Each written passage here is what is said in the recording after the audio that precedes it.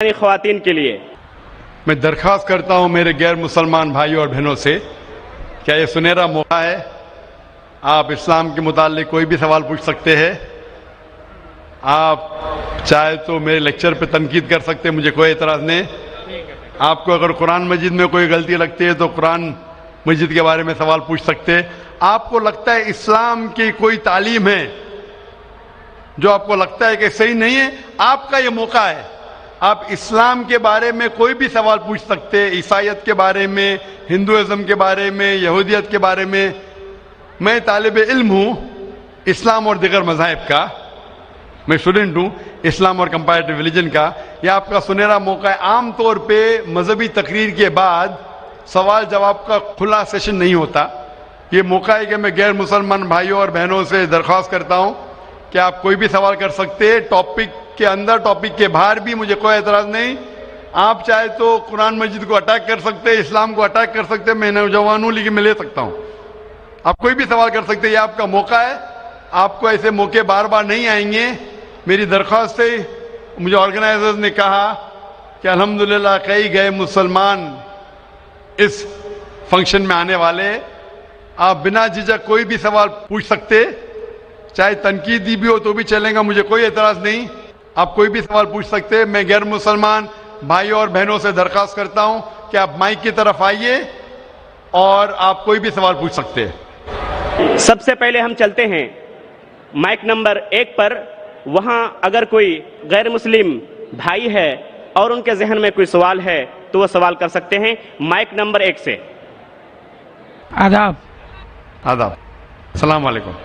وعلیکم السلام. میرا نام وجے کمار بوترا، میں کشن گنج کا نواسی ہوں. اینڈ یہاں پر ایک میری ریزن کی انڈسٹری ہے. By profession I am an entrepreneur. ماشاءاللہ.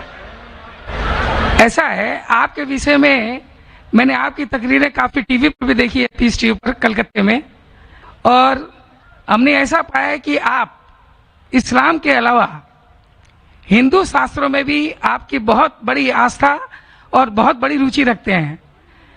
میرے میں یہ جاننے کی اتسکتا ہے کہ آپ کی یہ اتسکتا ہندو شاستر کے پرتی کب آئی اور کیوں آئی، اس کے وشے میں مجھے آپ سے تھوڑا بھائی صاحب کا سوال ہے کہ انہوں نے مجھے ٹی وی پہ کلکتہ میں کئی بار دیکھا ہے اور یہ جانا ہے کہ اسلام کے علاوہ میں دیگر مذاہب کے بارے میں بات کرتا ہوں اور ہندو دھارمک کتابوں کے بارے میں بھی میں علم رکھتا ہوں. تو یہ پوچھنا چاہتے یہ خواہش کب آئی اور کیسے آئی.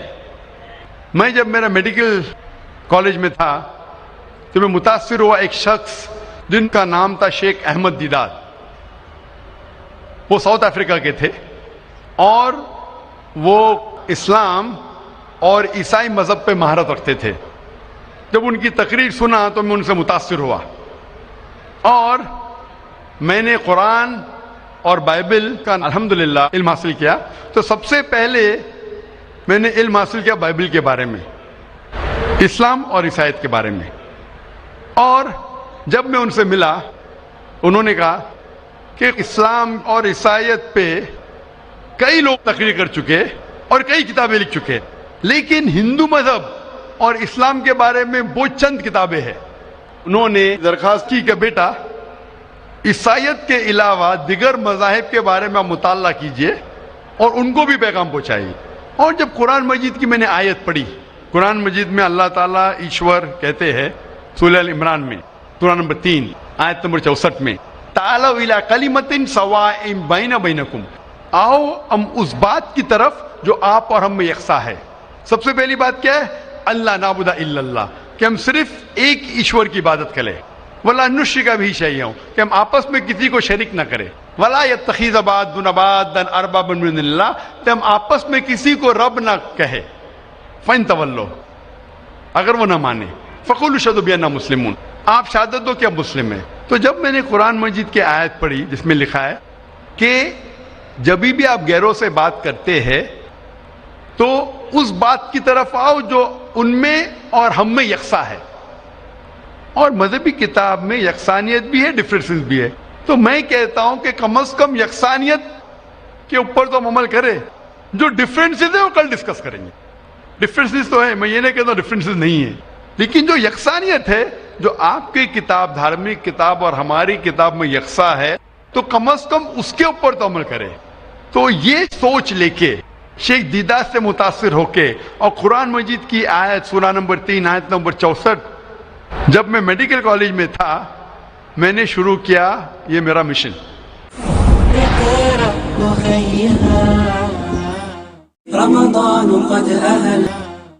اور پھر میں نے تحقیق کرنے لگا. عیسائیت مذہب کا تو اتنے اچھے سے مطالعہ کیا تھا شیخ احمد دیداد نے کہ مجھے زیادہ تحقیق کرنے کی ضرورت نہیں پڑی, لیکن میں تحقیق شروع کیا ہندو مذہب کے بارے میں. پھر میں نے ہندو ودوان کی اسکالرس کی کتابیں پڑھنے لگی اور ڈھونڈنے لگا کیا یکساں ہے. لیکن قرآن مجید میں کہا گیا ہے کہ سب سے پہلی بات ہے اللہ نعبد الا اللہ, کہ ہم صرف ایک ایشور, ایک بھگوان, ایک اللہ کی عبادت کریں.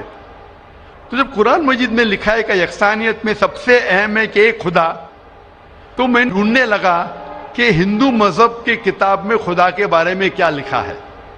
جب پڑھنے لگا تو مختلف کتابیں تھے, مختلف اسکالرس تھے. مختلف اسکالرس کو پڑھنے کے بعد پتا چلا کہ ایک ہوتا ہے کہ مذہب کو جاننا کتابوں کے ذریعے اور ایک مذہب کے ماننے والوں کے ذریعے. کبھی بھی مذہب کو جاننے کے لیے مذہب کے ماننے والوں کو مت دیکھو, ہو سکتا ہے وہ ماننے والے خود نہیں جانتے کہ ان کا مذہب کیا کہتا ہے. تو مذہب کو جاننے کے لیے سب سے بہترین طریقہ ہے کہ مذہب کی کتابوں کا مطالعہ کرے.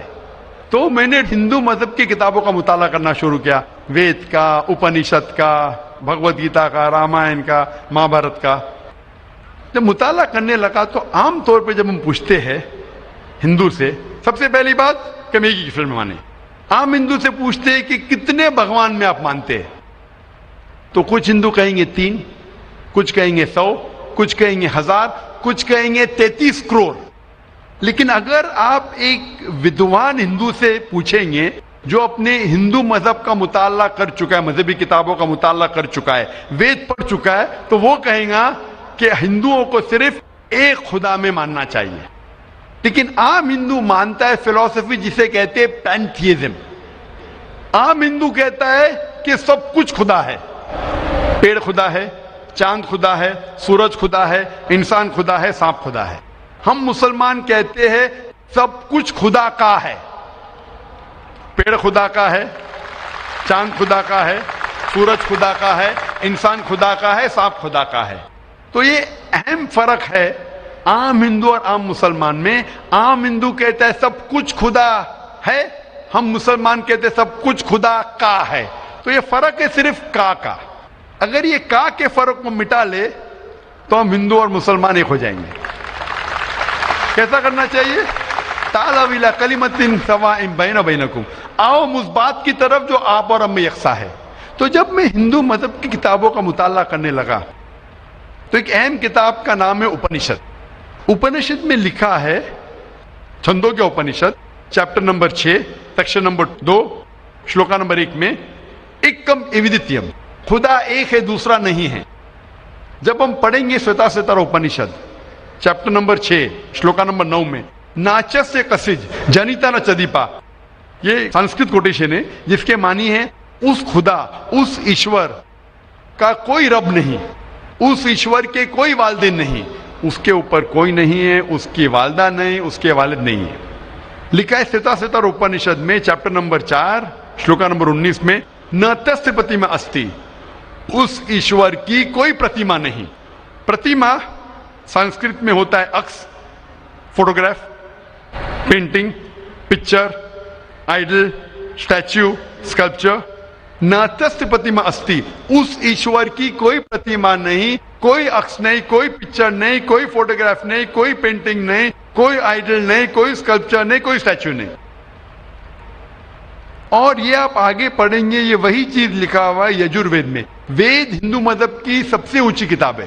یجوروید میں لکھا ہے چیپٹر نمبر 32 شلوکا نمبر 3 میں نہ تस्य پرتیما استی, اس ایشور کی کوئی پرتیما نہیں, کوئی عکس نہیں, کوئی فوٹوگراف نہیں, کوئی پینٹنگ نہیں, کوئی پکچر نہیں, کوئی اسٹیچو نہیں, کوئی آئیڈل نہیں, کوئی اسکلپچر نہیں.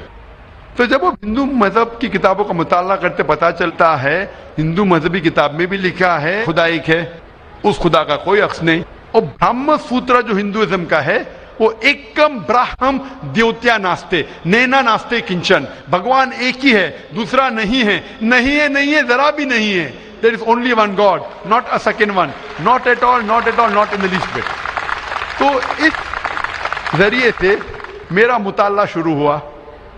सबसे पहले तहकीक करने लगा मैं कि हिंदू मजहब की किताब में ईश्वर का क्या जिक्र है, भगवान का क्या जिक्र है. और पता चला जिस तरीके से कुरान मजिद में लिखा है खुदा एक है, वही लिखा है हिंदू मजहबी किताब में. जिस तरीके कुरान में लिखा है उसका कोई अक्स नहीं, वही लिखा है हिंदू मजहब में. जिस तरीके से कुरान मजिद में लिखा है ना वो किसी से जनाए ना किसी को जनता है, वही चीज लिखी हिंदू मजहबी किताब में. तो मैंने कहा जो यकसा है तो इसके ऊपर अमल क्यों ना करे.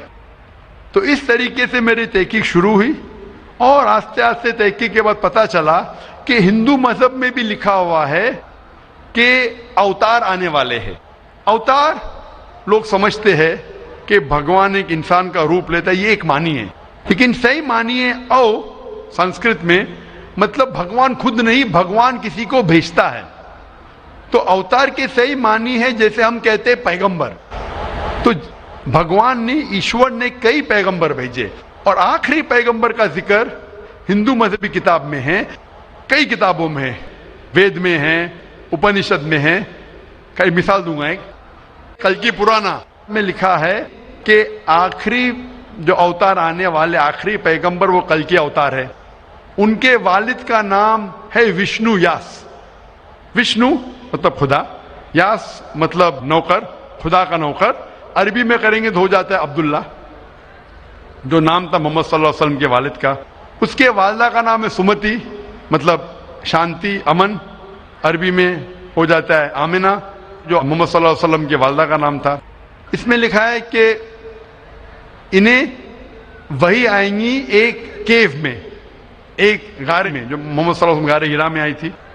उन्हें वही आएंगी रात के वक्त. वो बाद में जाएंगे नॉर्थवर्ड और फिर वापस आएंगे. मोहम्मद सल्लल्लाहु अलैहि वसल्लम ने हिजरत की थी, मदीना की तरफ वापस आए. उनके 4 करीब दोस्त होंगे, इसमें 4 खुलफा राशिदीन है. इस तरीके से डिटेल में लिखा गया है आखिरी पैगंबर, जो आखिरी अवतार जो आने वाले मोहम्मद सल्लल्लाहु अलैहि वसल्लम.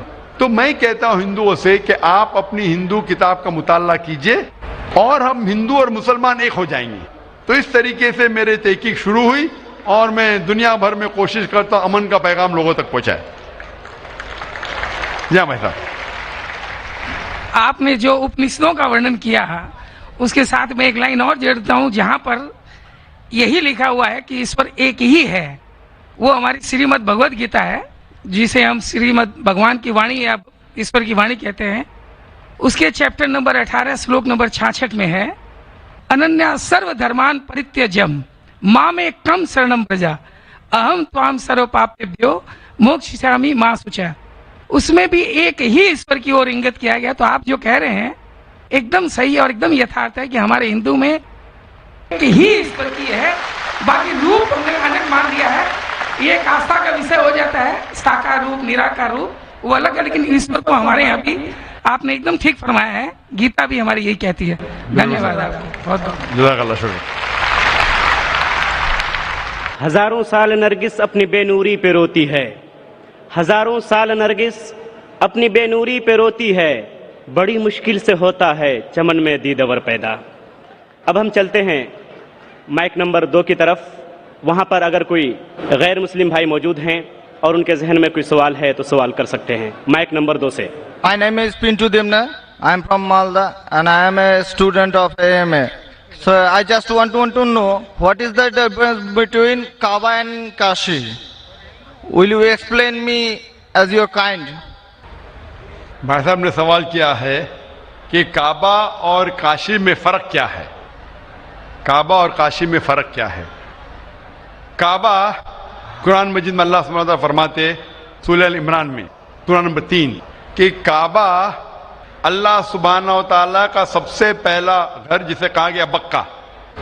और अल्लाह ताला फरमाते सूरह बकरा में सूरह नंबर 2 आयत नंबर 144 में कि आप जिधर भी हो काबा की तरफ मुंह करो, मस्जिद हरम की तरफ मुंह करो और आप नमाज पढ़ो. तो काबा हमारे मुसलमान के लिए किबला है, एक दिशा है जिसकी तरफ हम देख के अल्लाह सुब्हानहू व तआला की इबादत करते हैं. और इसका जिक्र कुरान मजीद में है کعبہ ہمارے لیے قبلہ ہے. کوئی بھی مسلمان کعبہ کو نہیں پوچھتا ہے, لیکن کعبہ قبلہ ہے, دشا ہے یکسانیت کے لیے. ہم کعبہ کی طرف منہ کر کے اللہ سبحانہ تعالیٰ کی عبادت کرتے ہیں. کاشی ایک تیرتھ کی جگہ ہے جو ہندو مذہب کی کتاب میں ہے, لیکن جب آپ قرآن مجید پڑھیں گے یا اللہ کے رسول کی حدیث پڑھیں گے, کاشی کا ذکر کدھر بھی قرآن مجید میں نہیں ہے, نہ ہی کوئی اللہ کے رسول کی حدیث میں ہے. لیکن آپ جب وید پڑھیں گے, وید میں کعبہ کا ذکر ہے, وید میں کعبہ کا ذکر ہے. لکھا ہے رگ وید میں جلد نمبر 3 میں لکھا ہے کہ تیرتھ کی ایک جگہ, تیرتھ مطلب جس جگہ خدا کی عبادت کی جاتی ہے, تیرتھ کی ایک جگہ ہے وہ کعبہ. تو کعبہ کا ذکر ہندو مذہبی کتاب میں بھی ہے, قرآن میں بھی ہے اور بائبل میں بھی ہے. بائبل میں لکھا ہے بک آف سامز میں chapter number 84 verse number 2 to 6 میں لکھا ہے blessed are those people who visit the valley of Bakka. تو بائبل میں بھی کعبہ کا ذکر ہے, ہندو مذہبی کتاب میں بھی کعبہ کا ذکر ہے, اور قرآن میں اسلام کی مذہبی کتاب میں بھی ذکر ہے. تو اگر ہم یکسانیت پہ جائیں گے, جو کامن ہے اسے لیں گے, تو کعبہ صرف کامن ہے تینوں مذہبی کتابوں میں, اور مذہبی کتابوں میں بھی لکھا ہے. تو جب آپ لیں گے تعالوا الی کلمۃ سواء بین بینکم, آؤ ہم اس بات کی طرف جو آپ اور ہم میں یکساں ہے, تو کعبہ میں یکسانیت ملتی ہے لیکن کاشی میں نہیں. کاشی کا ذکر صرف ہندو مذہبی کتاب میں ہے. تو اگر ہم یکسانیت پہ عمل کرنا چاہیں گے تو آپ اور ہمیں ماننا پڑے گا کہ کعبہ اللہ سبحانہ و تعالیٰ کا گھر ہے اور عبادت گاہ ہے, عبادت کرنے کی جگہ ہے. Hope that answers the question. Thank you. Mic number 5 پر اگر کوئی غیر مسلم خواتین, غیر مسلم بہن موجود ہیں تو اپنا سوال کر سکتی ہیں. Can you explain vividly the points mentioned in the Bible to prove that Jesus, peace be upon him, was not crucified, especially referring to Jonah? Thank you. بہن کا سوال ہے کہ آپ صاف طور سے یہ ثابت کر سکتے بائبل کے ذریعے سے کہ عیسیٰ علیہ السلام کو صلیب پہ نہیں چڑھایا گیا تھا. آپ بائبل کے ذریعے, بائبل کے حوالے سے یہ ثابت کر سکتے ہیں کہ عیسیٰ علیہ السلام کو کروسیفائی نہیں کیا گیا تھا, صلیب پہ نہیں چڑھایا گیا تھا, خصوصاً جونا کے ذریعے. میں نے ایک مناظرہ کیا تھا ایک عیسائی پادری کے ساتھ, واز کرائسٹ ریئلی کروسیفائڈ, کیا عیسیٰ علیہ السلام کو حقیقت میں صلیب پہ چڑھایا گیا تھا کہ نہیں, کہ وہ صلیب پہ مرے تھے کیا نہیں. اور یہ لفظ جو کروسیفائی ہے, کروسیفکشن FIXION کے معنی ہے کہ انسان کو جب صلیب پہ چڑھایا جاتا ہے اور انسان مر جاتا ہے اسے کہتے کروسیفکشن, CRUCIFIXION. ایک دوسرا لفظ ہے اگر انسان کو صلیب پہ چڑھایا جاتا ہے اور وہ نہیں مرتا ہے, اس کے لیے کوئی لفظ نہیں ہے. سو ایک لفظ جو ہم کہہ سکتے کروسیفکشن, CRUCIFICTION, کروسیفکشن مینس ایک کہانی ہے. تو بہن کا سوال ہے کیا بائبل کے ذریعے یہ ثابت کر سکتے کہ عیسیٰ علیہ السلام کو صلیب پہ چڑھایا نہیں گیا تھا اور وہ صلیب پہ نہیں مرے, خصوصاً یونس علیہ السلام کے حوالے سے. کئی بائبل میں ورسز ہے جس سے یہ ثابت کیا جا سکتا ہے کہ عیسیٰ علیہ السلام کو صلیب پہ نہیں چڑھایا گیا تھا. قرآن مجید میں اللہ تعالیٰ فرماتے ہیں سورہ نساء میں سورہ نمبر 4 آیت نمبر 157 میں, وہ لوگ کہتے ہیں کہ ہم نے عیسیٰ علیہ السلام کو مارا, وما قتلوا وما صلبوہ, نہ ہی ان نے ان کا قتل کیا نہ ہی ان کو انہیں صلیب پہ چڑھایا. وما قتلوا وما صلبوہ ولکن شبہ لہم, یہ صرف ایک دکھاوا تھا, ان کو ایسا احساس ہوا. اور جو اس میں اختلاف کرتے ہیں وہ لوگ شبہ میں ہیں. کیونکہ ان کو نہ سولی پہ چڑھایا گیا تھا نہ ان کا قتل گیا. وما قتلوا یقینا, اور ان کو بے شک قتل نہیں کیا گیا تھا. تو قرآن مجید میں صاف طور پہ کہا گیا ہے کہ عیسیٰ علیہ السلام کو نہ قتل کیا گیا نہ سولی پہ چڑھایا گیا تھا, یہ صرف ان کو لگا. اور جو کوئی اس میں اختلاف کرتا ہے وہ شبہ میں ہے. ولیکن شبہ لہم, کیونکہ عیسیٰ علیہ السلام کو نہ سولی پہ چڑھایا گیا نہ قتل کیا گیا. ابھی یہ قرآن مجید میں کیونکہ لکھا ہے تو ہم مسلمان مانتے ہیں. ہم بائبل سے کیسے ثابت کر سکتے ہیں کہ عیسیٰ علیہ السلام کو سولی پہ نہیں چڑھایا گیا؟ لکھا ہے گاسپل آف میتھیو میں چیپٹر نمبر 12 ورس نمبر 38 میں کہ جب لوگ آتے ہیں اور عیسیٰ علیہ السلام سے کہتے ہیں کہ آپ ہمیں ایک معجزہ دکھاؤ, ہمیں نشانی دکھاؤ تاکہ ہم مانیں کہ آپ اللہ کے پیغمبر ہیں, تو عیسیٰ علیہ السلام کہتے ہیں O evil and adulterous generation, you seek it after a sign, no sign shall be given to you except the sign of Jonah. عیسیٰ علیہ السلام کہتے ہیں, انہیں گالی دیتے ہیں اور کہتے ہیں کہ آپ کو کوئی نشانی دی نہیں جائیں گی, کوئی معجزہ دی نہیں جائیں گا, صرف سائن آف جونا, یونس علیہ السلام کی نشانی. No sign shall be given to you except the sign of Jonah. For as Jonah was 3 days and 3 nights in the belly of the fish, Son of Man be 3 days and 3 nights in the heart of the earth. یہ ہے حوالہ gospel of Matthew کا chapter number 12 verse number 38 سے لے کے 42 تک. عیسیٰ علیہ السلام کہتے کہ تمہیں کوئی نشانی نہیں دی جائیں گی, صرف نشانی یونس علیہ السلام کی. جس طریقے سے یونس علیہ السلام 3 دن اور 3 رات مچھلی کے پیٹ میں تھے, اسی طریقے سے میں دھرتی کے پیٹ میں 3 دن اور 3 رات رہوں گا. ابھی ہمیں جاننے کے لیے کہ سائن آف جونا کیا ہے, یونس علیہ السلام کی نشانی کیا ہے, ہمیں جانا پڑے گا دا بک آف جونا. ایک بائبل میں کتاب ہے جس کا نام ہے جونا, یونس علیہ السلام. یہ کتاب صرف 2 پیج کی ہے, یہ بہت چھوٹی کتاب ہے بائبل میں. اس کتاب کی شروعات میں لکھا ہے کہ اللہ سبحانہ و تعالیٰ نے اپنے پیغمبر یونس صلی اللہ علیہ السلام کو کہا تھا کہ اپنا پیغام پہنچاؤ, آپ جا کے پیغام پہنچاؤ نینوا کے لوگ کی طرف. یونس علیہ السلام بائبل کے مطابق کہتے ہیں وہ ڈرتے ہیں کہ یہ لوگ کیا پیغام سمجھ پائیں گے, اسی لیے نینوا جانے کے بدلے وہ ایک کشتی میں سوار ہوتے جوپا کی طرف. اور اس وقت ایک سپرسٹیشن تھا, سپرسٹیشن مطلب اندھ وشواس تھا کہ اگر کوئی اپنے مالک کا کہنا نہیں مانتا اور مالک کی نافرمانی کرتا ہے تو ایک سٹارم آ جاتا ہے سی میں, دریا میں ایک سٹارم آتا ہے.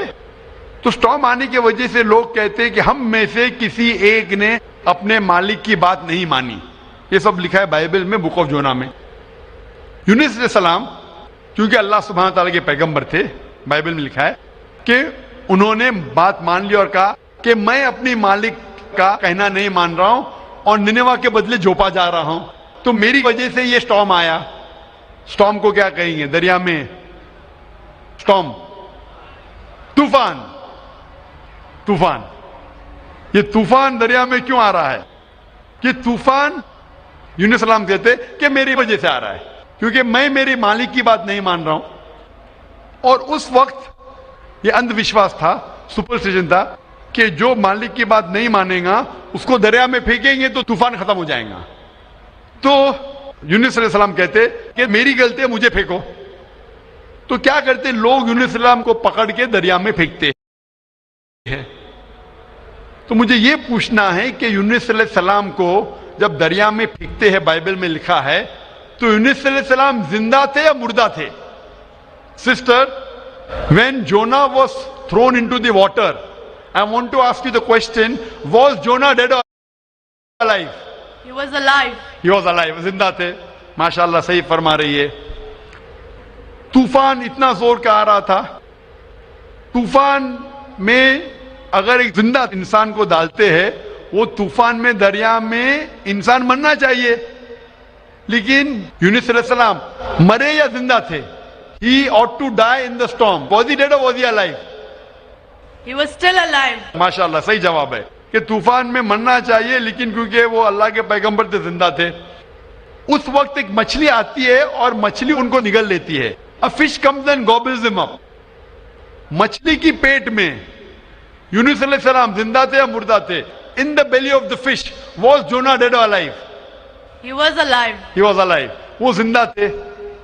مچھلی کے پیٹ میں 3 دن مچھلی یونس علیہ السلام کو پیٹ میں لے کے بائبل کے مطابق وہ گھومتی ہے, سارے سمندر گھومتی ہے 3 دن تک. مچھلی کی پیٹ میں سفوکیشن, نہ برابر سے انسان سانس لے سکتا ہے نہ جی سکتا ہے. انسان کو مرنا چاہیے یا جینا چاہیے؟ مرنا چاہیے. لیکن یونس علیہ السلام زندہ تھے یا مر گئے؟ جونا, though he was 3 days, he was there in the belly of the fish. For 3 days the fish took him in the water. He ought to die. Was Jonah yet dead or alive? He was still alive. He was still alive. ماشاءاللہ ابھی تک زندہ تھے. بہن صحیح جواب دے رہی ہے. 3 دن کے بعد وہ مچھلی یونس علیہ السلام کو الٹی کر دیتی ہے, مطلب پیٹ میں سے باہر نکلتے یونس علیہ السلام اور وہ سمندر کے کنارے پہ آتے ہیں. زندہ یا مردہ؟ The fish vomits out Jonah, peace be upon him, and throws him onto the shore. When Yunus alayhi salam, when Prophet Jonah was thrown on the shore, was he dead or alive? He was alive but unconscious. Alive but unconscious. After some time, did he gain consciousness or not? Yes, he did. Fine. Finally he was conscious and alive, no? Alive. Fine. Alive. So alive, alive, alive, alive. Miracle of a miracle of a miracle of a miracle. وہ زندہ تھے. ایک زندہ آدمی کو دریا میں جب پھینکتے مرنا چاہیے, نہیں مرتے ہیں, زندہ رہتے, معجزہ. طوفان میں مرنا چاہیے, نہیں مرتے, زندہ رہتے, معجزہ. مچھلی آ کے نگل لیتی ہے, مرنا چاہیے, زندہ رہتے, معجزہ. مچھلی 3 دن تک ان کو سمندر میں گھماتی ہے, مرنا چاہیے, نہیں مرتے, معجزہ. مچھلی ان کو الٹی کرتی ہے دریا کے کنارے پہ, وہ زندہ رہتے, معجزہ. معجزہ کا معجزہ کا معجزہ کا معجزہ. ابھی یہاں عیسیٰ علیہ السلام کہتے ہیں کہ جس طریقے سے یونس علیہ السلام مچھلی کے پیٹ میں 3 دن 3 رات تک رہیں, اس طریقے سے عیسیٰ علیہ السلام دھرتی کے پیٹ میں 3 دن اور 3 رات تک رہیں گے. Now sister, I want to ask you, according to you, when Jesus Christ, peace be upon him, was in the sepulchre, was he dead or alive? He was alive. He was alive. So if he was alive, then how was he crucified? Crucified means someone dying on the cross. بہن کہہ رہی کہ عیسیٰ علیہ السلام جب ان کو لے کے گئے تھے قبر میں, وہ زندہ تھے. تو کروسیفائی ہونے کے لیے, سولی پہ مرنے کے لیے انسان کو مرنا چاہیے. تو وہ بائبل کے مطابق وہ سولی پہ لگایا گیا تھا لیکن مرے نہیں, انہیں اتارا گیا تھا, وہ زندہ تھے. اور جب قبر میں لے کے گئے تھے سپل کر, اس ٹائم بہت لمبی چوڑی قبر ہوتی تھی, بوگدا ہوتا تھا, بڑا بوگدا ہوتا تھا جس کے اندر انسان کھڑا بھی ہو سکتا تھا. 3 دن اور 3 رات تک عیسیٰ علیہ السلام فرماتے کہ جس طریقے سے یونس علیہ السلام 3 دن اور 3 رات مچھلی کے پیٹ میں رہیں, اسی طریقے سے میں 3 دن اور 3 رات دھرتی کے پیٹ میں رہوں گا. اس کا مطلب عیسیٰ علیہ السلام زندہ تھے. اگر زندہ تھے تو سولی پہ نہیں مرے ہو. تو اسی لیے بائبل کے ذریعے یہ ایک طریقہ ہے ثابت کرنے کے لیے کہ عیسیٰ علیہ السلام سولی پہ نہیں مرے, وہ زندہ تھے. اور قرآن مجید کی بات صحیح ہے کہ وما قتلوا وما صلبوا, نہ وہ سولی پہ مرے نہ ان کا قتل گیا ہے. یہ صرف ایک شک اور شبہ ہے. Hope that answers the question, sister. Thank you. Sister, I would like to ask you that now do you believe that Jesus Christ, peace be upon him, did not die on the cross? I do believe, but I just wanted to prove my friends or my colleagues as to Jesus Christ was not crucified according to their own version, that is Bible. What's your Thank name, sister? What's your name, sister? I am Sahadia Naz and I'm a teacher by profession. You are a Muslim. Yes, I am. MashaAllah. Okay, anyway, hope you have satisfied your friend. Yes, I am. But we request that the non-Muslim should be given the first chance to ask the question. Okay, thank you. Mic number 1 से गैर मुस्लिम भाई है तो वो अपना सवाल कर सकते हैं. जय जिनेन आदाब. मेरा नाम अरुण कुमार जैन है, मुर्शिदाबाद औरंगाबाद से आए हैं. मेरा क्वेश्चन है, जो नया मस्जिद बन रहा है और कब्रिस्तान है اور عید گاہ ہے. اس میں میرا من ہوا ہے کہ ہم اس میں زمین یا پیسہ روپیہ دیں. میرا من چاہتا ہے. لیکن ان لوگ بولتے ہیں کہ ہم لوگ غیر مسلمان سے کوئی چیز نہیں لیتے ہیں. کیوں؟ اسلام میں لکھا ہوا ہے آدمی آدمی کو پیار کرو. بھائی کا سوال ہے کہ وہ چاہتے ہیں کہ مسجد بنانے کے لیے اپنی زمین دے عیدگاہ کے لیے، اور مسلمان کہتے ہیں کہ ہم غیر مسلمان کی مدد نہیں لیتے. کیوں؟ کیا انسان بھائی نہیں ہے؟ بھائی صاحب، غیر مسلمان کی مدد لینا اسلام میں حرام نہیں ہے، لیکن کچھ شرائط ہے کچھ چیزوں کے لیے. مثال کے طور پہ مسجد بنانے کے لیے کچھ شرط ہے. مسجد بنانے کے لیے ایک مسلمان اپنی زکوٰۃ کا پیسہ بھی نہیں دے سکتا ہے. زکوٰۃ ایک مسلمان کے لیے فرض ہے کہ وہ 2.5% اپنی بچت کا، ہر قمری سال وہ 2.5% اپنی بچت کا جو نصاب کے اوپر ہے، 85 گرام سونے کے اوپر ہے، اسے زکوٰۃ دینا چاہیے. اور زکوٰۃ کی کئی شرائط ہے کہ فقراء کو دینا چاہیے، غریب کو دینا چاہیے، مساکین کو، معلّہ الفضل قلوب، غارمون جو قرض دار ہے، وغیرہ وغیرہ، ابن سبیل. لیکن اس کے اندر یہ مسلمان اپنی زکوٰۃ کا پیسہ مسجد کے لیے دے سکتا ہے، کیونکہ مسجد ایک مسلمان کا فرض ہے کہ وہ اپنے پیسے سے بنائے، اور زکوٰۃ کا پیسہ بھی اس میں استعمال نہیں ہو سکتا ہے، اپنے باقی پیسے سے بنائے. زکوٰۃ کا پیسہ کی کیٹیگری لکھی گئی ہے سورہ توبہ میں، سورہ نمبر 9 آیت نمبر 60 میں، کہ یہ 8 کیٹیگری کو آپ زکوٰۃ کا پیسہ دے سکتے، مسجد بنانے کے لیے نہیں. کیونکہ مسجد ایک فرض ہے، مسلمان خود اپنے پیسے سے، نہ کہ زکوٰۃ سے، اپنے باقی پیسے سے جو صدقہ ہو یا باقی پیسے سے، نہ کہ جو غریبوں کے لیے جو پیسہ محفوظ ہے، جو 8 کیٹیگری ہے اس کے لیے محفوظ ہے، وہ پیسے میں سے آپ مسجد بنانے کے لیے دے سکتے. یہ ایک شرط ہے. اسی طریقے سے شرط ہے قرآن مجید کی کہ مسجد کی دیکھ بھال صرف وہ لوگ کرنا چاہیے جو اس پہ ایمان لاتے ہیں، جو اس بات میں مانتے ہیں، جو ایمان لاتے ہیں اور جو مانتے اور اپنے اچھے اپنے پیسے سے.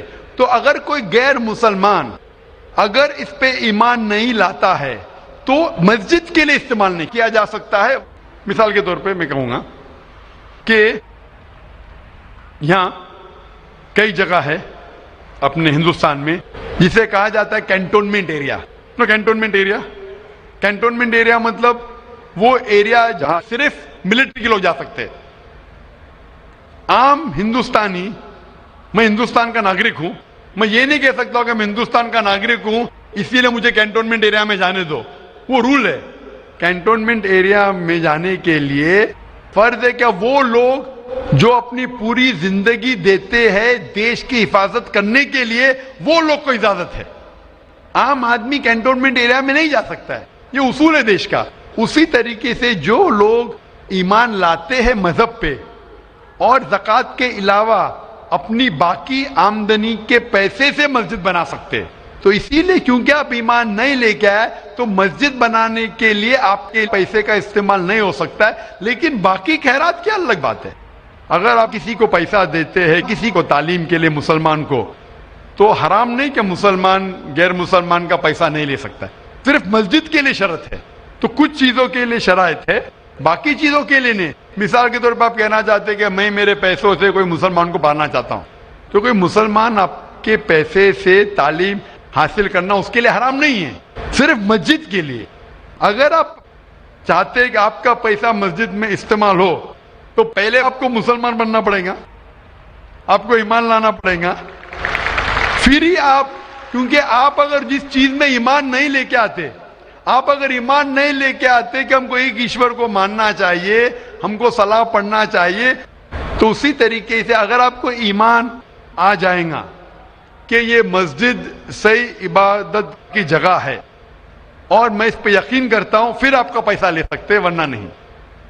Hope that answers the question. آپ کا دوسرا سوال ہے کہ ہم لوگ جو گائے کا دودھ پیتے ہیں وہ ویج ہے کہ یا نان ویج ہے؟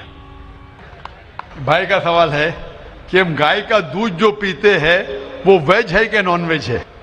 سائنٹیفکلی گائے ویج ہے کہ نان ویج ہے بھائی صاحب؟ ہم لوگ جانتے ہیں نان ویج ہے. گائے نان ویج ہے نا؟ ہاں تو اس کا دودھ ویج ہوگا یا نان ویج ہوگا؟ Non veg. لیکن ہم لوگ کا دھرم میں وہ دیوی ہے. ہاں ابھی اس کے اوپر باقی سوال آ گیا نا.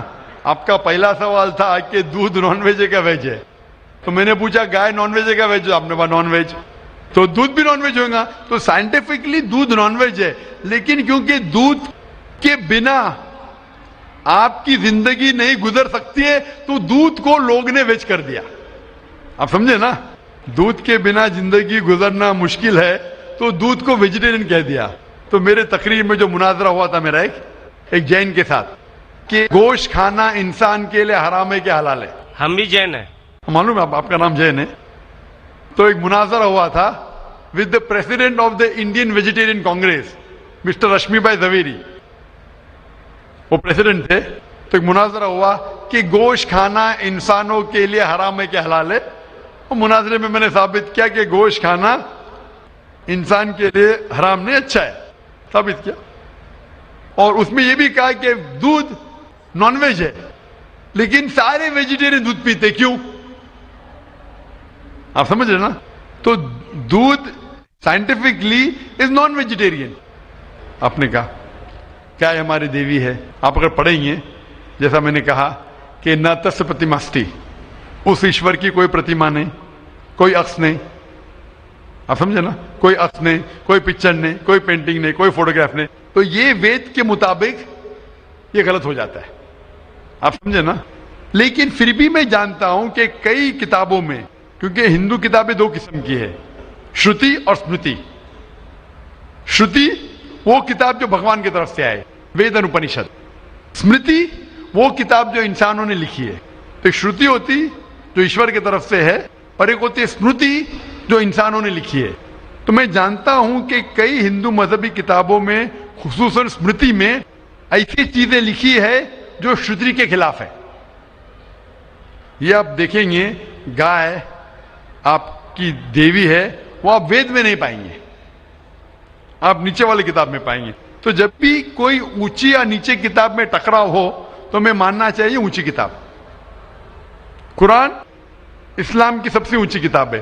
قرآن سے کوئی بھی کتاب ٹکرائی تو ہمیں قرآن میں ماننا چاہیے, اس کتاب میں نہیں. آپ سمجھے نا. تو اسی طریقے سے اگر آپ وید میں پڑھیں گے, وید میں لکھا ہے کہ خدا کا کوئی عکس نہیں, تو اگر وہ مانیں گے تو ہمیں ماننا پڑے گا کہ خدا کا کوئی روپ نہیں. تو یہ کہنا کہ گائے دیوی ہے, یہ کئی پنڈت کہتے ہیں کہ ہم جانتے ہیں کہ خدا ایک ہے, ہم جانتے ایشور ایک ہے, لیکن ہمیں کنسنٹریشن کے لیے ہمیں بہت بار مورتی کا سہارا لینا پڑتا ہے. پنڈت لوگ سے میں بات کرتا ہوں کہ آپ کی کتابوں میں صاف لکھا ہے کہ بھگوان ایک ہے, نہ اس کا کوئی عکس ہے, نہ کوئی مورتی ہے, نہ کوئی پینٹنگ ہے, نہ کوئی پکچر ہے. تو وہ کہتے ہیں ہم مانتے ہیں یہ بات پہ, لیکن کیا کنسنٹریٹ کرنے کے لیے پہلے شروعات میں ہمیں عکس کی ضرورت ہوتی ہے, ایک مورتی کی. جب ہم ہائر کانشیسنیس پہ پہنچ جاتے اس وقت ہمیں ضرورت نہیں پڑتی. تو میں ان سے کہتا ہوں مسلمان ہائر کانشیسنیس پہ پہنچ گئے, ہمیں کوئی عکس کی ضرورت نہیں, ہم ایشور کو ڈائریکٹ مانتے, ڈائریکٹ عبادت کرتے. تو اسی طریقے سے کبھی بھی ٹکراؤ ہوتا ہے مذہبی کتابوں کے اندر تو اونچی کتاب کو ماننا چاہیے نیچی کتاب کے بنسبت. تو اونچی کتاب میں لکھا ہے کہ ایشور کا کوئی عکس نہیں ہے, آپ سمجھے نا. پھر بھی آپ دیکھیں گے لوگ اپنی مذہبی کتاب کو نہیں مانتے. تو میرا یہی کہنا ہے لوگوں سے, چاہے مسلمان ہو, جیسا میں نے کہا کہ قرآن کو سمجھ کے پڑھو. میں کہتا ہوں ہندوؤں سے کہ آپ بھی وید کو سمجھ کے پڑھو.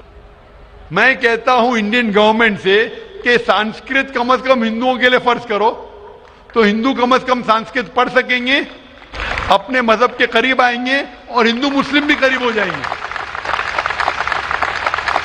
کیونکہ سانسکرت پڑھیں گے تو آپ کو پتا چلے گا کہ آپ کی کتاب میں کیا لکھا ہے. تو کوئی بھی پنڈت آپ کو گھمائے گا نہیں. پھر پنڈت گھمائے گا تو بولیں گے تو حوالہ دو کوئی ہے.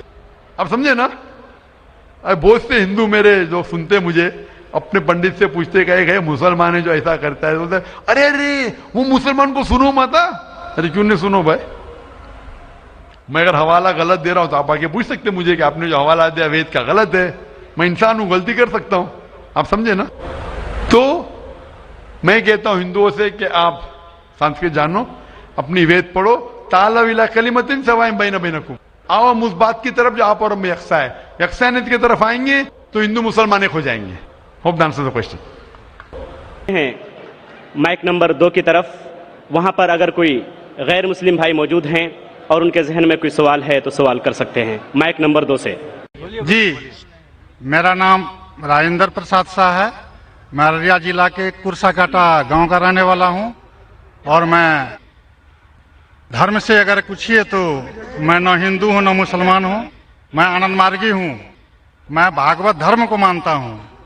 اس لحاظاً میرے من میں ایک شنکا ہے, جہاں گیتا کہتی ہے دھرم سنستھاپنارتھائے سمبھوامی جگے جگے, اور مسلمانوں سے سنتا ہوں کہ محمد از دا لاسٹ پیغمبر. میرا شک ہے کہ پرماتما اللہ کی سرشٹی انفینائٹ ویبس میں چل رہے ہیں, تو انفینائٹ سمسیایں آگے آئیں گی. تو ہوا محمد دا لاسٹ پیغمبر. اگر یہ صحیح ہے تو گیتا کا یہ کرشن کا یہ گھوشنا سمبھوامی جگے جگے کیا غلط ہے؟ بھائی صاحب نے ایک اچھا سوال پوچھا ہے. انہوں نے حوالہ تھا بھگوت گیتا کا, جس میں کرشن کہتے ہیں, انہوں نے کہا سنسکرت میں ترجمہ نہیں کیا.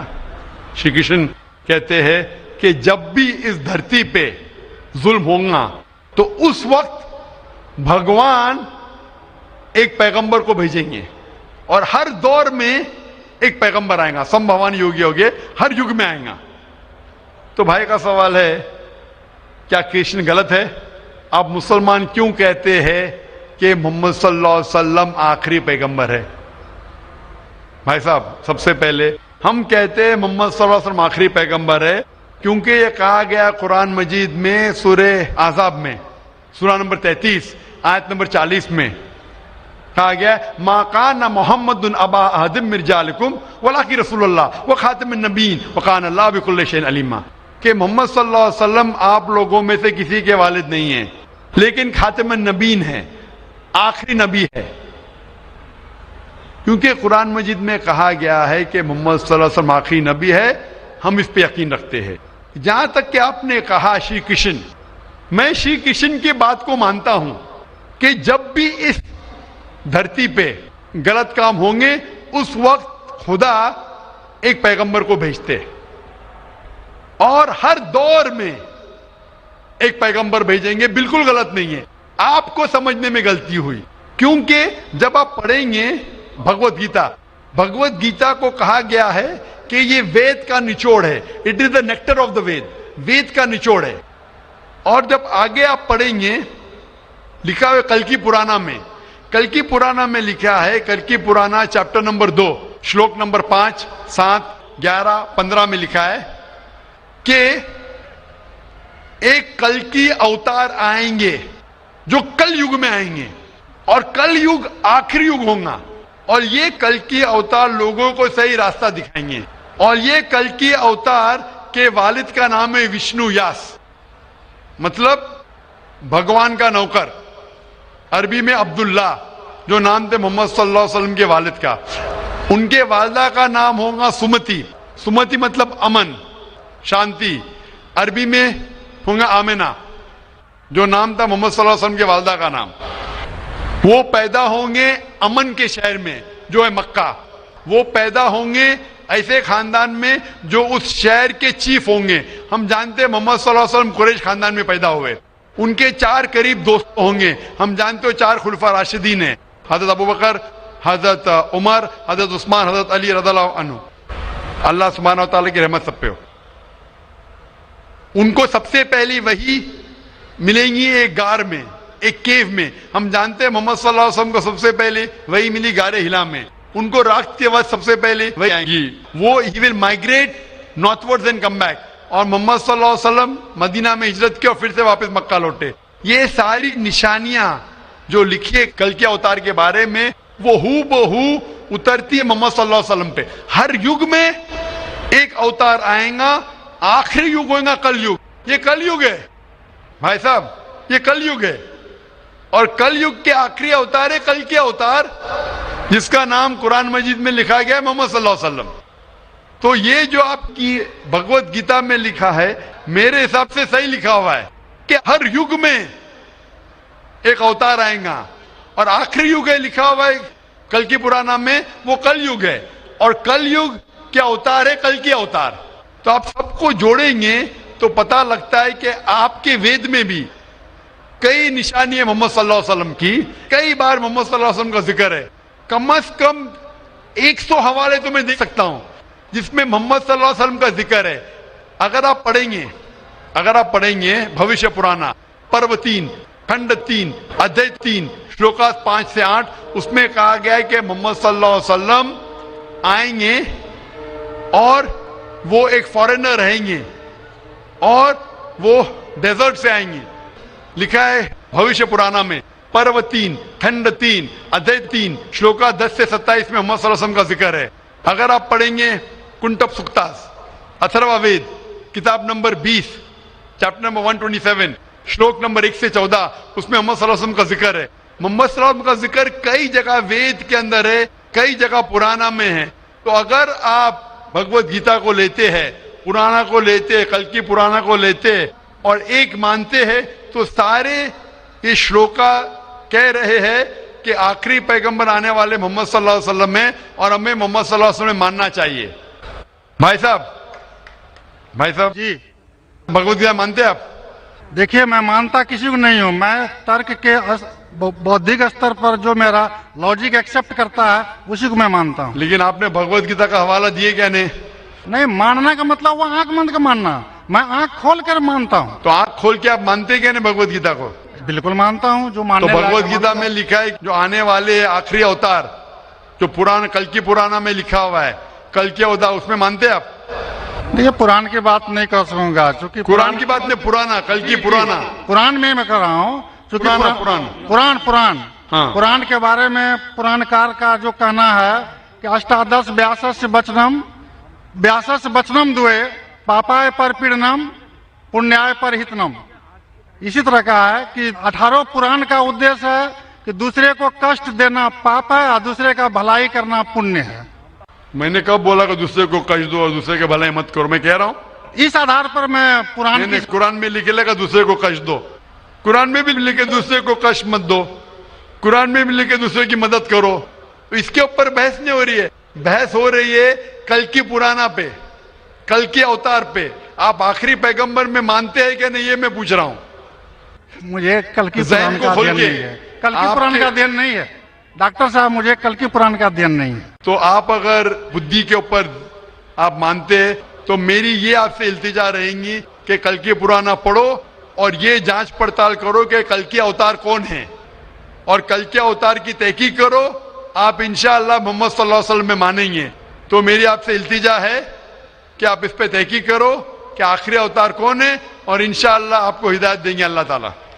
ڈاکٹر صاحب ایک ریکویسٹ ہے آپ سے، میرے ایک بھائی کو دوسرا سوال پوچھنے کے لیے دیا، ایک چھوٹا سا سوال پوچھ سکتا ہوں؟ ایک چھوٹا یہ کیجئے.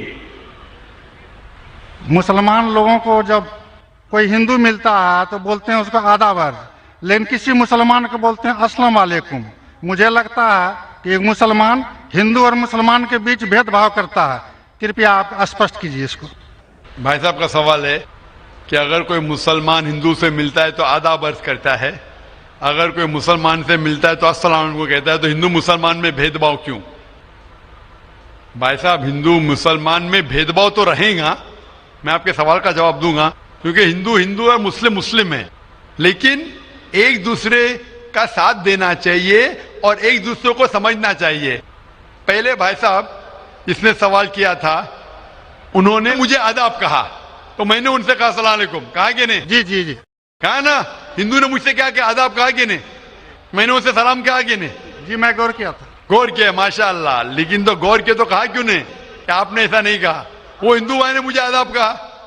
ڈاکٹر صاحب، جی ہاں، you are not only one Musliman. I see lakhs of Musliman, but this quality find only in you.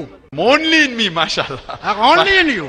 بھائی صاحب کہہ رہے کہ وہ خود مسلمان کو جانتے، صرف مجھ میں دیکھا کہ میں نے سلام کہا. جی. اس کی وجہ یہ ہے کیونکہ علماء میں اختلاف ہے کہ آپ غیر مسلمان کو سلام کر سکتے کہ نہیں. پہلا یہ جان لے السلام علیکم کی معنی کیا ہے.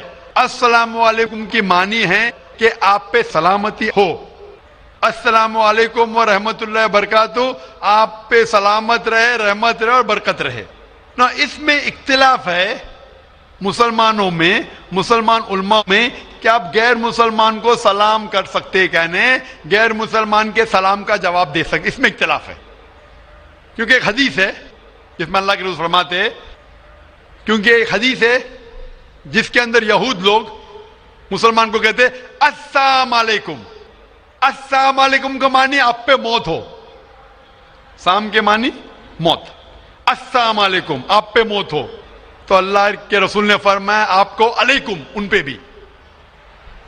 تو یہ حدیث ہے، صحیح حدیث ہے. یہود لوگ کہتے تھے مسلمان کو چھیڑنے کے لیے السلام علیکم آپ پہ موت ہو. تو اللہ کے رسول نے فرمایا آپ کو علیکم آپ پہ بھی ہو.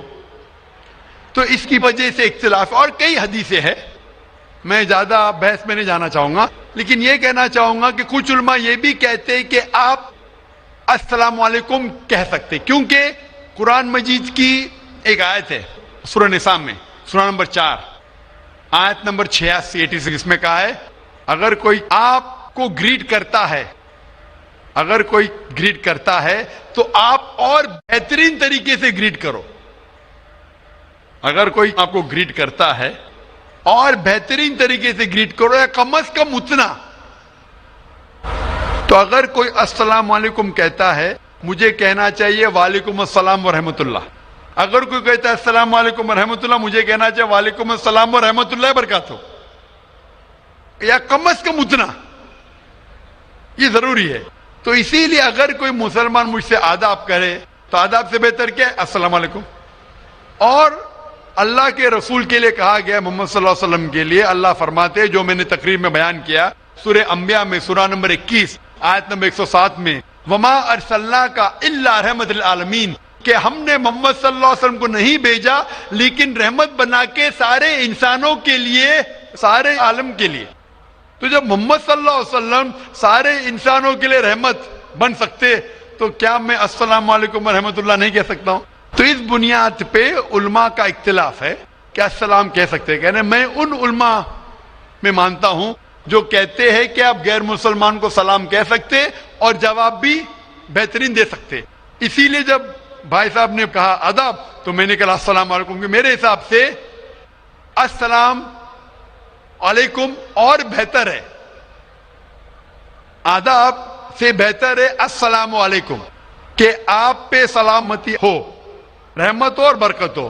تو بھائی صاحب میرے نزدیک غیر مسلمان کے لیے سلامتی چاہنا اچھی چیز ہے، اور اسی لیے میں آپ کے لیے سلامت چاہتا ہوں. بھائی صاحب A lot of thanks to you, sir. میں سلامت چاہتا ہوں، اور لیکن صرف منہ سے نہیں، میں چاہتا ہوں عمل سے آپ سلامتی پاؤ. اسی لیے میں کہتا ہوں کہ تحقیق کرو کل کے اوتار کے بارے میں، آخری پیغمبر کے بارے میں، محمد صلی اللہ علیہ وسلم کے بارے میں، تو آپ کو سلامتی اس دنیا میں رہیں گے اور آخرت میں بھی انشاءاللہ.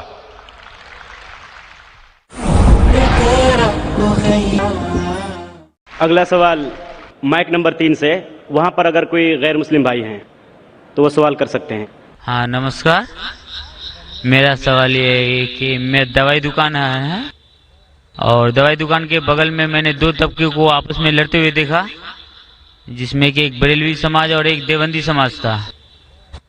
تو بریلوی کہتے ہیں کہ دیوبندی لوگ صحیح نہیں ہے اور بریلوی صحیح ہے. تو اس کا بنیاد کیا ہے، جڑ کیا ہے، مجھے اس کی جانکاری چاہیے. سوال تھوڑا ڈیفیکلٹ ہے. بھائی صاحب نے کوئی ڈیفیکلٹ سوال کہا ہے لیکن جواب بہت آسان ہے. سوال ڈیفیکلٹ ہے لیکن جواب آسان ہے، جس کے کارن آپ کا وروध بھی ہوا. میں وروध کرو کیا نہیں، میں انشاءاللہ اس کے اوپر آؤں گا. آپ کے دوسرے سوال پہ بھی آؤں گا. پہلے سوال کا جواب دوں پھر دوسرے سوال پہ آؤں گا انشاءاللہ. بھائی صاحب کا سوال تھا کہ وہ دوا کی دکان میں ہے اور دیکھتے ہیں کہ مسلمان جھگڑ، ایک دیوبندی ایک بریلوی ہے، اس میں سے صحیح کون ہے؟ دونوں بولتے ہیں کیا میں صحیح ہوں اور دوسرا غلط ہے. بھائی صاحب یہ دیوبندی لفظ کہاں سے ہے؟ جو دیوبند سے فارغ ہوتے دیوبندی کہتے ہیں، جو بریلی جگہ ہے بریلی سے فارغ ہوتے تو بریلی کہتے. کون سے یہ؟ وہ مسلمان سے یہ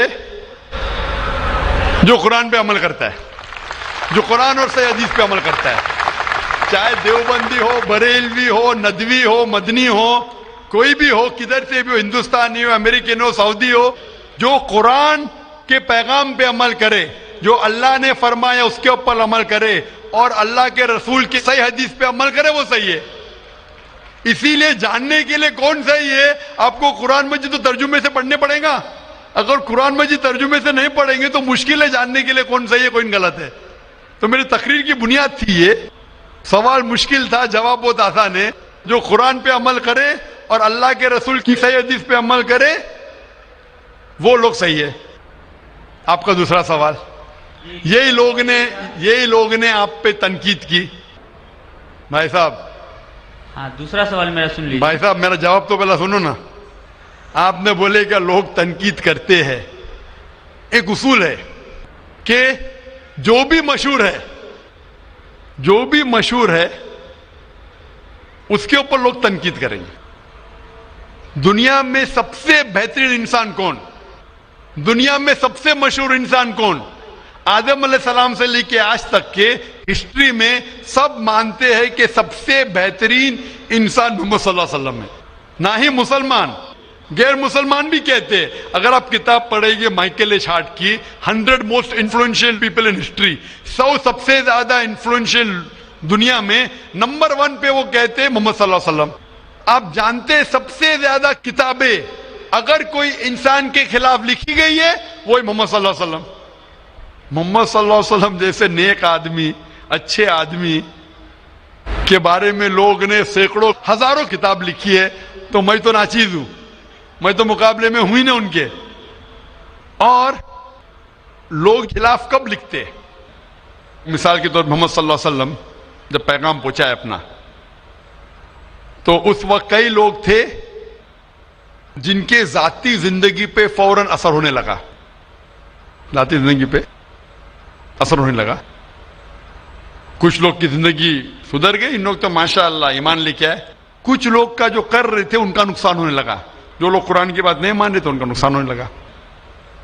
تو جو لوگ کا نقصان ہونے لگا وہ لوگ خلاف بات کرنے لگے.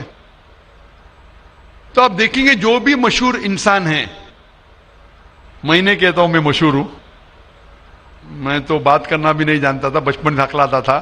بات کرتے کرتے اللہ کے راہ میں دعوت دینے کی وجہ سے اللہ تعالیٰ نے اس مقام پہ پہنچایا. نہ میں اپنے آپ کو عالم کہتا ہوں, میں تو طالب علم کہتا ہوں اپنے آپ کو. لیکن کیونکہ میں جو بھی بات کہتا ہوں قرآن مجید کے حوالے سے کہتا ہوں, جو بھی بات کہتا ہوں حدیث کا حوالہ دیتا ہوں. آج بھی جو تقریر میں نے کہا حوالہ دیا نا, میں انسان ہوں, غلطی کر سکتا ہوں. غلط ہے تو آپ آ کے بول سکتے. ذاکر بھائی آپ نے جو حوالہ دیا سورہ قمر کا سورہ نمبر 54 آیت نمبر 17, 22, 32, 40 میں نہیں لکھا ہے وَلَقَدْ يَسَّرْنَا الْقُرْآنَ لِلذِّكْرِ فَهَلْ مِن مُدَّكِرٍ, آ کے بولو. تو میں انسان ہوں, غلطی کر سکتا ہوں. اگر کچھ غلط کہتا ہوں اسی لیے سوال جواب کا سیشن ہوتا ہے. لیکن جو لوگ مجھے غلط ثابت نہیں کر سکتے تو ڈھونڈتے ہیں کچھ چیز کو پکڑے جس کو توڑ مروڑ کے پیش کرے, لوگ کے سامنے میرے بارے میں غلط فہمی پیش کرے. میں جانتا ہوں کہ یہاں کے آرگنائزر نے کہا کہ ایک ویڈیو کلپ لوگ عام کر رہے تھے جس میں کیا ہے کہ ذاکر بھائی کہتے ہیں کہ محمد صلی اللہ علیہ وسلم سے مانگنا حرام ہے, محمد صلی اللہ علیہ وسلم کو ماننا حرام ہے. ابھی میں جب قرآن کو چھوڑ کے ویسٹ سے ثابت کر رہا ہوں محمد صلی اللہ علیہ وسلم کو ماننا چاہیے, تو کیا یہ شخص کہہ سکتا ہے کہ محمد صلی اللہ علیہ وسلم کو ماننا حرام ہے؟ اس میں دو چیز ہو سکتی ہے. یہ ویڈیو کلپنگ کی ریکارڈنگ کبھی پیس ٹی وی پہ آئی نہیں. جب میں تقریر کرتا ہوں, بات کرتے ہوں, کوئی بھی ریکارڈنگ کرتے رہتے. ہو سکتا ہے کہ سلپ آف دا ٹنگ ہے, کیا کہ سبقت لسان, یا ہو سکتا ہے کسی نے توڑ مروڑ کے پیش کیا ہے. اور توڑ مروڑ کے پیش کرنا بہت آسان ہے. مثال کے طور پر میں آپ سے پوچھوں گا مسلمان سے کہ جارج بش کیسے انسان ہے, انہوں نے کہا جارج بش اچھے انسان نہیں ہے. میں نہیں کو کاٹ دوں گا, لگے گا جارج بش اچھے انسان ہے. اس کو خود کو میں دکھاؤں گا, آپ نے کہا نہیں, ہو سکتا ہے سبقت لسان ہے, ہو سکتا ہے سلپ آف دا ٹنگ. وہ سلپ آف دا ٹنگ نہیں ہے. اس نے کہا کہ اچھے انسان نہیں ہے, نہیں کو کاٹا, جوڑ دیا اچھے انسان ہے. تو اب سمجھ رہے, بہت آسان ہے. Media media technology. तो इस तरीके से कई क्लिपिंग फ्लोट हो रहे मार्केट के अंदर कि जाकिर भाई बिन लादेन का साथ दे रहे। अरे कब साथ दिया? आप YouTube पे जाएंगे तो आपको क्लिपिंग मिलेंगी, जाकिर मस्जिद से जूते चोरी कर रहा है, जाकिर मस्जिद से जूते चोरी कर रहा है। अभी कोई आदमी सूट पहन के, मेरे अभी शेरवानी पहना माशाल्लाह, सूट पहन के एक्टिंग करके, तो ये लोग अगर खुल्लम खुल्ला सामने आके, इस सवाल का मौका आमतौर पे मजहबी तकरीर में खुल्ला पूछने का किसको मौका कहां रहता है? होता है तो चिट से। मैं पसंद करता हूं हूं बहु पूछो, मैं इंसान हूं, गलती कर सकता हूं, गलती करूंगा तो बोलूंगा माफ करना भाई, इंसान हूं, मैं थोड़ी कहता हूं मैं फरिश्ता हूं, मैं कभी कहा भी नहीं मालिम हूं। अगर मेरे तकरीर में कुछ गलती है तो आप आके बोल सकते हैं जाकिर भाई आप जो कुरान का हवाला दिया गलत है, ऐसे मानी नहीं। अगर सही होगा तो मैं कहूंगा भाई सही, आपको गलत फहमी है। अगर मैं गलत पे हूं तो बोलूंगा गलती है, माफी चाहूंगा। लेकिन ये वीडियो क्लिपिंग तोड़ मरोड़ करके पेश करना, उसी तरीके से मोहम्मद सल्लल्लाहु अलैहि वसल्लम के खिलाफ हजारों किताबें हैं, हजारों किताबें हैं उनके खिलाफ। तो मैं कोशिश कर रहा हूं कि अल्लाह सुब्हान ताला का पैगाम पेश करूं, लोगों को कुरान के करीब लेके आऊं, सही हदीस के करीब लेके आऊं। जो लोग चाहते हैं कि इंसान कुरान के करीब ना आए, सही हदीस के करीब नहीं आए, तो वो लोग ऐसे हरकत कर रहे हैं। इसीलिए माशाअल्लाह माशाअल्लाह क्या हो रहा है कि लोग मेरी तकरीर सुन के अल्हम्दुलिल्लाह इस नाचीज के जरिए हजारों लोग, लाखों लोग कुरान मजीद के करीब आ रहे हैं। वो लोग जिनको पसंद नहीं है कि मुसलमान कुरान के और करीब आए, सही हदीस के करीब आए, वो लोग को परेशानी हो रही है और वो लोग तोड़ मरोड़ के पेश कर रहे मीडिया में। अभी कोई भी इंसान जो जरा भी बुद्धि रखता है, जब मैं कुरान और हदीस के अलावा बाइबल के जरिए साबित करता हूं कि मोहम्मद सल्लल्लाहु अलैहि वसल्लम में मानना चाहिए, वेद के जरिए साबित करता हूं, क्या वो इंसान बोल सकता है कि मोहम्मद सल्लल्लाहु अलैहि वसल्लम को मानना हराम है? अभी आगे मैं क्या मोहम्मद सल्लल्लाहु अलैहि वसल्लम को मानना हराम है, अब ये लेगी तो बताइए, जाकिर भाई ने कहा मोहम्मद सल्लल्लाहु अलैहि वसल्लम को मानना हराम है। अभी क्या करेंगे? ये मेरा लफ्ज जो है ना, सिर्फ ये पेश करेंगे। मिसाल के तौर पे कुरान में लिखा हुआ है कि नमाज मत पढ़ो, कुरान की आयत है, कुरान की आयत है सूरह निसा में, सूरह नंबर 4 आयत नंबर 43 में, कि नमाज मत पढ़ो। पूरी आयत है नमाज मत पढ़ो नशे की हालत में, नमाज मत पढ़ो नशे की हालत में। तो उस तरीके से अगर मैं जवाब दे रहा हूं, अभी ये क्लिपिंग लेंगे, देखो जाकिर ने कहा कि मोहम्मद सल्लल्लाहु अलैहि वसल्लम में मानना हराम है, क्या कॉन्टेक्स्ट में? अगर मैं आपके सवाल का जवाब दे रहा हूं और आपके सवाल को दोहराता हूं कि मोहम्मद सल्लल्लाहु अलैहि वसल्लम को मानना हराम है, दोहराता हूं, तो वो लेके बताएंगे देखो जाकिर ने कहा कि मोहम्मद सल्लल्लाहु अलैहि वसल्लम को मानना हराम है। तो ऐसी चीजें करना बहुत आसान है। मेरा मकसद है कि लोगों को अल्लाह के करीब लेके आए, अल्लाह के रसूल के पैगाम के करीब लेके आए और लोगों को अल्हम्दुलिल्लाह सही रास्ते पे लेके आए ताकि वो निजात पाएंगे दुनिया और आखिरत में। Hope that answers the question. भाई साहब और कोई सवाल है आपका? जी दूसरा सवाल है मेरा। तीसरा नहीं दूसरा। तीसरा भाई साहब। ठीक है। ये तीसरा सवाल है कि बरेली समाज के लोग सुबह सवेरे के टाइम में या नबी सलाम का पढ़ते हैं और असर के वक्त, जबकि देवबंदी समाज में ऐसा नहीं होता है, वो लोग इस्लाम का प्रचार करते हैं, वो लोग ये या नबी सलाम का नहीं करते हैं। कारण? भाई साहब का सवाल है कि कुछ लोग या नबी सलाम अलैकुम कहते हैं, कुछ लोग नहीं कहते हैं, क्या कारण है? जैसा मैंने कहा भाई साहब, आपके सारे सवाल का एक जवाब दे दो, आसान जवाब, कि जो कुरान से मिलता है वो सही है, जो कुरान से टकराता है वो गलत है। तो जो भी अगर आपको सवाल पूछे, भाई साहब पूछो भाई कुरान का कौन सा हवाला है, आपका सवाल है कुरान की कौन सी आयत में कहा गया है या हदीस का कौन सा हवाला है, आसान।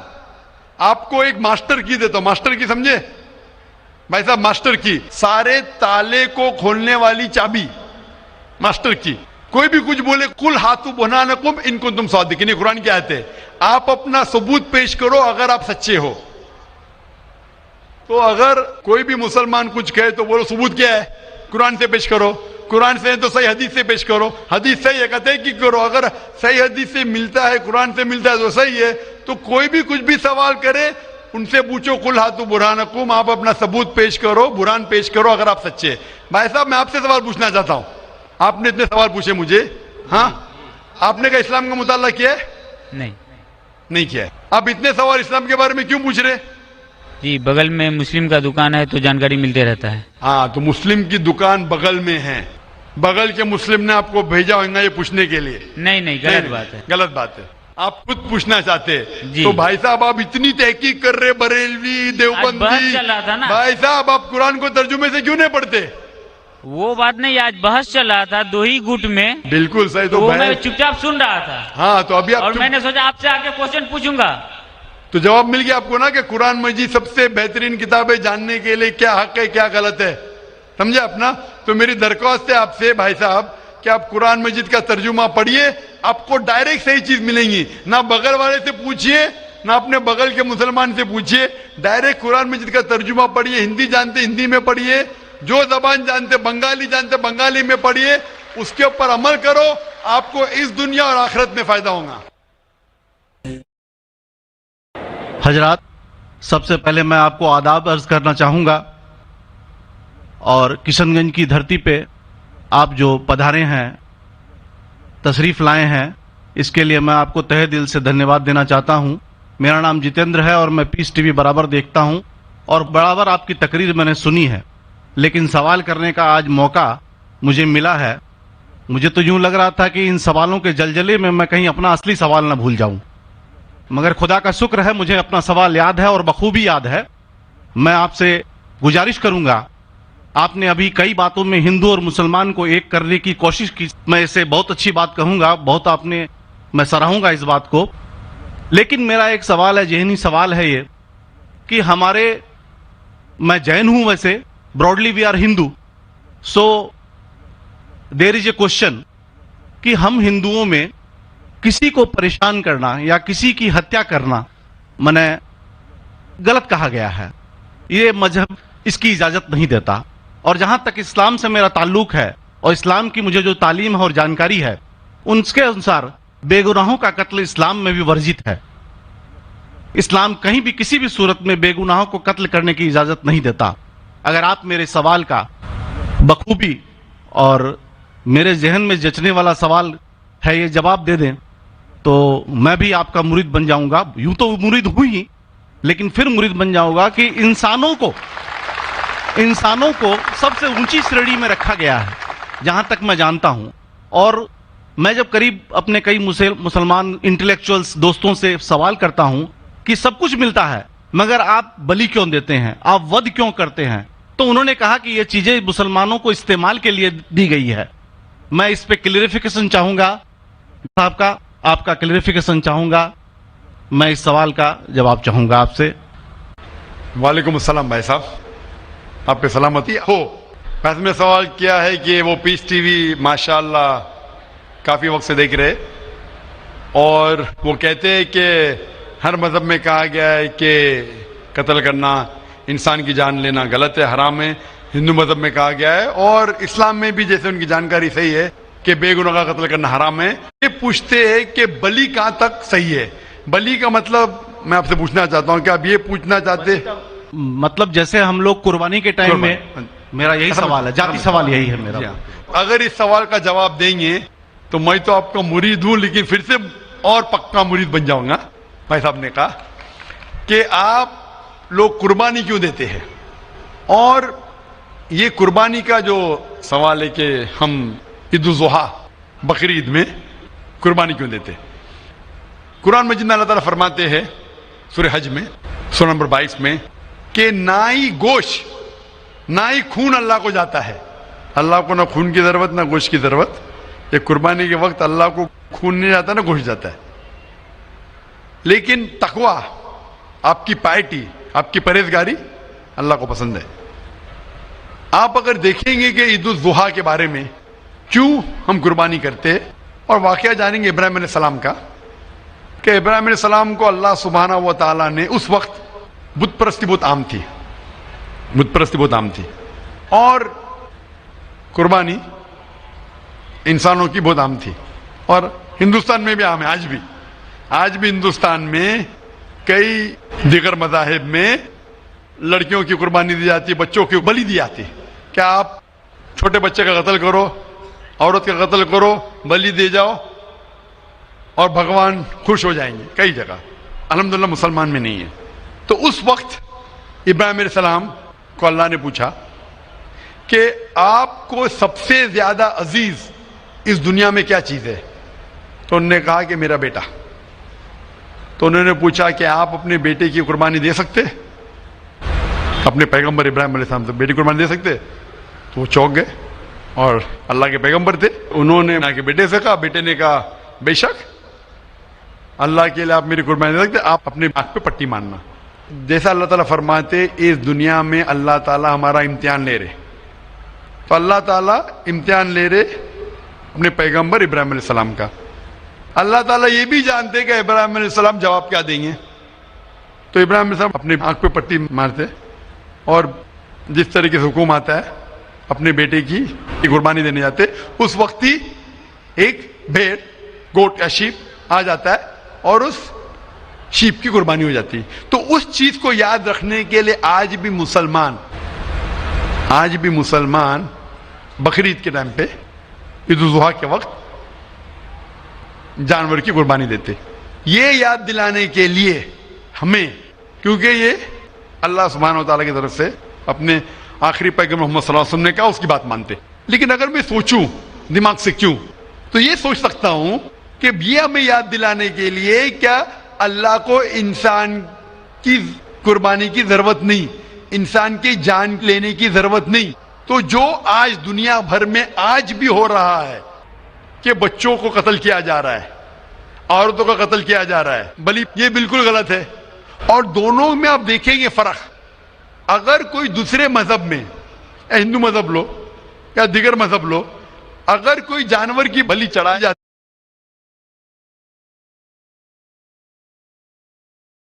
है तो उधर ही रख दिया जाता है, सर वो फजूल हो जाता है। हो सकता है कभी कोई चुपके से आके खा ले। इस्लाम में जब कुर्बानी दी जाती है ईद उल जुहा के टाइम पे, सबसे पहले जो मैं कह रहा हूं कि मेरी मंतक ये समझ सकती है कि हमें ये याद दिला रहे कि इंसानों की बलि चढ़ाना हराम है। और जब हम याद दिलाते, और जब बकरा काटते या जो भी काटते जानवर, इस वक्त जब हम काटते, हम अल्लाह का नाम लेके काटते, और जो भी जानवर की कुर्बानी देते उसके 3 हिस्से कर सकते। एक हिस्सा हम खुद रख सकते, खुद के इस्तेमाल में ला सकते, एक 3 हिस्सा। दूसरा हिस्सा हमें हमारे रिश्तेदार में बांटना चाहिए, और तीसरा हिस्सा गरीबों में बांटना चाहिए। जब कुर्बानी दे रहे, हम उस जानवर का इस्तेमाल कर रहे। जानवर खाना अलाउड है क्या ना, वो एक अलग बहस है, जिसके ऊपर आप पूछे तो वो जवाब अलग है कि जानवर खाना सही है क्या गलत है, वो एक अलग डिबेट है जो हम अभी नहीं, अगर आप पूछना चाहे तो अगला सवाल पूछ सकते हैं।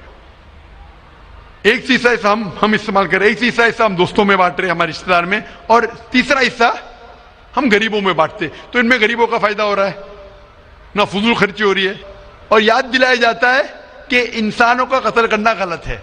तो ये अच्छी चीज है। जब बलि जैसा देखे बाकी मज़ाहिब में क्या हो रहा है, इंसानों का कत्ल किया जाता है, बिल्कुल हराम है। उसके अलावा जब जानवर का भी कत्ल करते, वो जानवर फजूल खर्ची में जाता है। इस्लाम में हमें याद दिलाया जाता है, और कुरान मजीद में लिखा है सूरह माइदा सूरह 5 आयत नंबर 1 में, और सूरह नहल सूरह नंबर 16 आयत नंबर 5 में, कि जो जानवर आपके लिए हलाल है वो खा सकते, जो चौपाया है।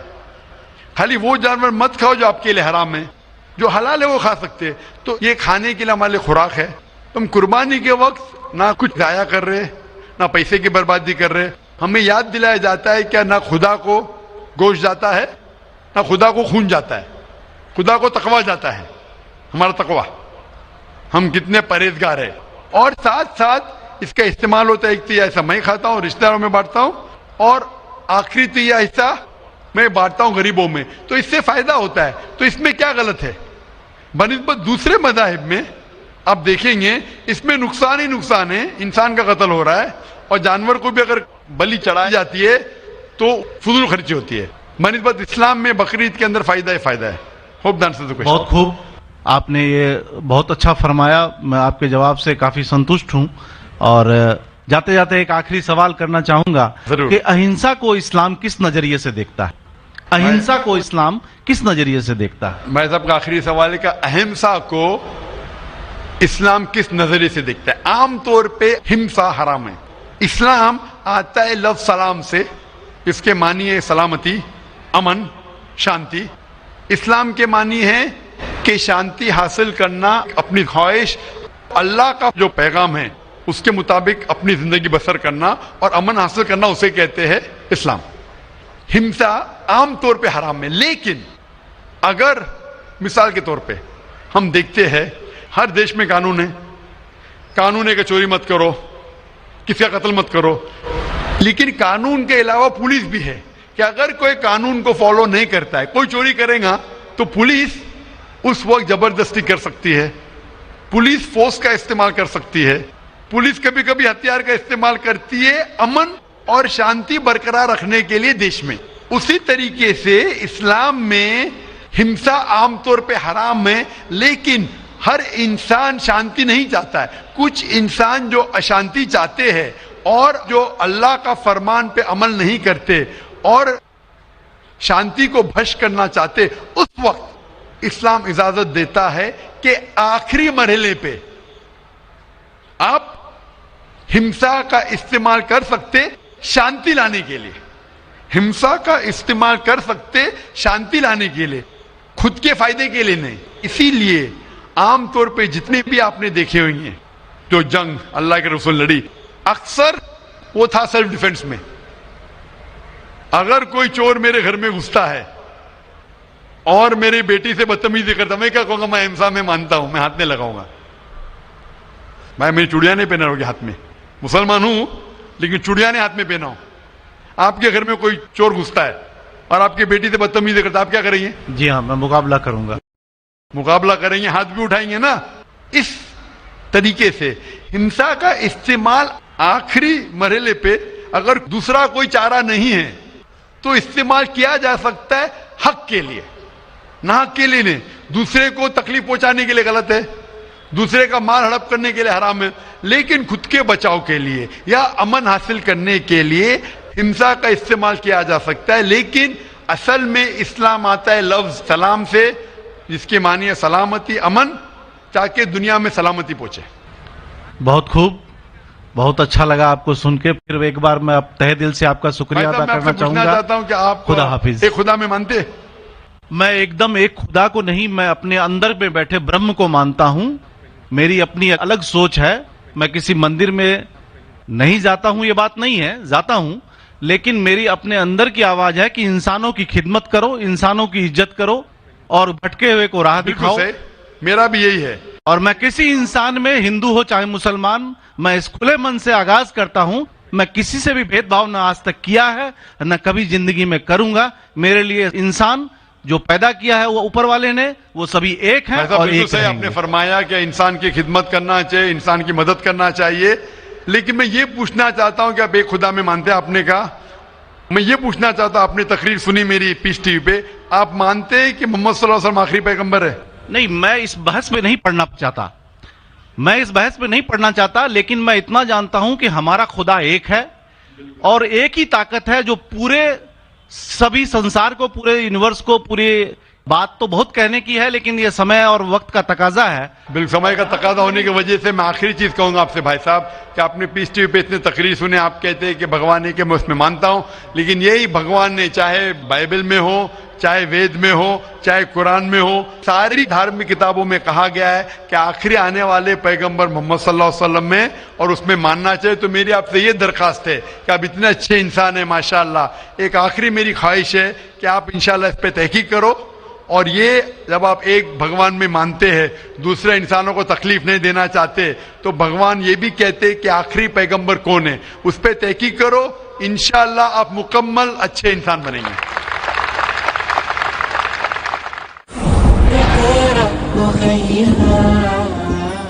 مائک نمبر 2 کی طرف, وہاں پر اگر کوئی غیر مسلم بھائی موجود ہیں تو سوال کر سکتے ہیں. ہاں, میں راجیش کدر بول رہا ہوں. میں ایک انجینئرنگ اسٹوڈنٹ ہوں. میں آج اپنے آپ کو بہت پراؤڈ فیل کر رہا ہوں क्योंकि मैं आज डॉक्टर जाकिर साहब के सामने खड़ा हूँ। सर, मेरा सवाल ये है कि आपके वैल्यूएबल स्पीच के शुरू में आपने कहा था कि कुरान ही एकमात्र ऐसा किताब है जो हर जाति हर धर्म के लिए एक इंस्ट्रक्शनल मैनुअल है, लेकिन मेरा मानना ये है कि हर जाति हर धर्म के लिए, जैसे हिंदू के लिए गीता और क्रिश्चियन के लिए बाइबल, ये अपना अपना इंस्ट्रक्शनल मैनुअल है। सर, तो मेरा सवाल ये है कि क्या कुरान ही ऐसा किताब है, कोई दूसरा किताब नहीं है जो दूसरे जाति दूसरे धर्म के लिए उसका इंस्ट्रक्शनल मैनुअल होगा? भाई साहब ने बहुत अच्छा सवाल पूछा है। उन्होंने कहा है कि मैंने मेरे तकरीर में कहा कि कुरान सारी जाति के लिए इंस्ट्रक्शन मैनुअल है। मैंने मेरे तकरीर में कहा कि कुरान सारे इंसानों के लिए इंस्ट्रक्शन मैनुअल है। और आपका ये सवाल है कि आपके हिसाब से वेद और भगवत गीता हिंदुओं के इंस्ट्रक्शन मैनुअल किताब है, कुरान मुसलमान की किताब है, इंस्ट्रक्शन मैनुअल है, तो क्या सिर्फ कुरान ही सारे इंसानों के लिए इंस्ट्रक्शन मैनुअल है, ऐसी कोई और किताब है क्या नहीं? ये सवाल बहुत अच्छा है। इसका जवाब कुरान मजीद में अल्लाह ताला फरमाते, सूरह राद में सूरह नंबर 13 आयत नंबर 38 में अल्लाह ताला फरमाते लिकुल्ली अजलिन किताब, कि हर दौर में अल्लाह ने एक किताब नाजिल की। हर दौर में अल्लाह ने किताब नाजिल की। नाम से कुरान मजीद में 4 किताबों का जिक्र है जो अल्लाह ताला ने नाजिल की, तोरा, जबूर, इंजील और कुरान।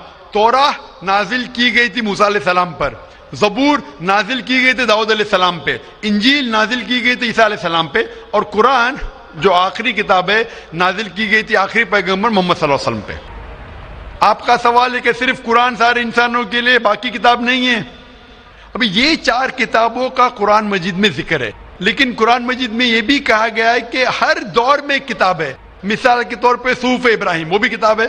तो अल्लाह ताला ने कई किताबें नाजिल की है, सिर्फ नाम से 4 का जिक्र है, इसके अलावा और किताबें हैं।